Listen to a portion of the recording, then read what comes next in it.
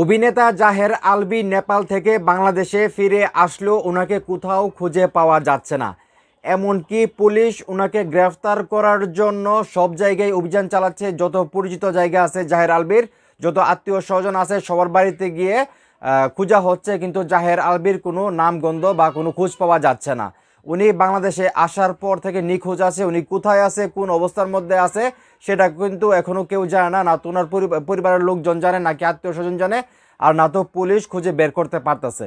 আমি একটা জিনিস চিন্তা করে পাচ্ছি না, উনি যেহেতু নেপাল থেকে বাংলাদেশে এসেছে, ওনার উচিত ছিল সর্বপ্রথম ওনার শ্বশুর বাড়িতে যাওয়া। যদিও উনি গতকালকে খুব একটা জঘন্য কাজ করছে, সেটা হলো ওনার প্রিয়তমা স্ত্রী ওনার সঙ্গে রাগ করে, অভিমান করে উনি এই পৃথিবী ছেড়ে চলে গেছে। ওনার উচিত ছিল সঙ্গে সঙ্গে এই খবরটা পেয়ে বাংলাদেশে এসে ওনার প্রিয়তমা স্ত্রীকে দেখতে যাওয়া, সেইখানে গিয়ে জানাজা পড়া এবং মাটি দেওয়া। কিন্তু উনি কিন্তু সেই কাজটা করেন নাই। মাটি দেওয়ার পর উনি বাংলাদেশে ফিরে এসেছেন এবং জাহের আলভী বাংলাদেশে ফিরে এসেছেন তিথিকে নিয়ে।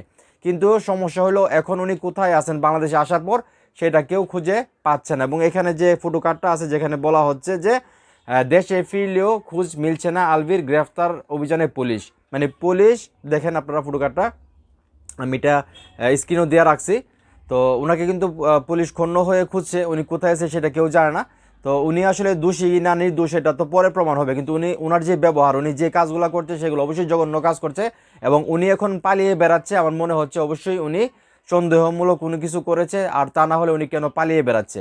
আমার আরেকটা বিষয় সন্দেহ হচ্ছে, সেইটা হলো উনি কি আসলে নেপাল থেকে বাংলাদেশে এসেছে, এখন বাংলাদেশ থেকে কি অন্য কোনো ভালো দেশে উনি পালিয়ে চলে যাবে কিনা। আমরা কিন্তু জানি অনেকেই বাংলাদেশের আছে যারা আমেরিকাতে বা বিভিন্ন বড় বড় কান্ট্রিতে বাংলাদেশের চলে যায়, বা সেখানে তারা বসবাস করে, বা সেখানে নাগরিকত্ব নেই। এখন আমার কেন জানি সন্দেহ হচ্ছে, যেহেতু জাহের আলভী পালিয়ে বেড়াচ্ছেন, আমার কেন জানি মনে হচ্ছে উনি যেহেতু বাংলাদেশে এসেছে, এখন হয়তো বা বাংলাদেশ থেকে উনি অন্য কোনো দেশে চলে যেতে পারেন, মানে আজীবনের জন্য। এখন সেটা আসলে সময় বলে দেবে, এটা জাস্ট আমার অনুমান ভিত্তিক কথা বলতেছি। এটা আমি নিশ্চিত হয়ে বলতেছি না, যেহেতু উনি নেপাল থেকে বাংলাদেশে এসেছে এবং বাংলাদেশে আসার পর ওনাকে কেউ খুঁজে পাচ্ছে না, না তো ওনার পরিবারের লোকজন, না ওনার কাছের কোনো মানুষ, এবং পুলিশ পর্যন্ত ওনাকে গ্রেফতার করার জন্য খুঁজছে, তারপরেও ওনাকে পাওয়া যাচ্ছে না।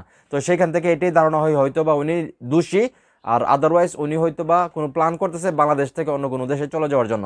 তো যাই হোক, এখন এই মুহূর্তে যারা আমার এই ভিডিও দেখতেছেন, আপনাদের কি মনে হয় জাহের আলভী কি আসলে দোষী, এবং উনি কেন আসলে পালিয়ে বেড়াচ্ছেন বাংলাদেশে এসে?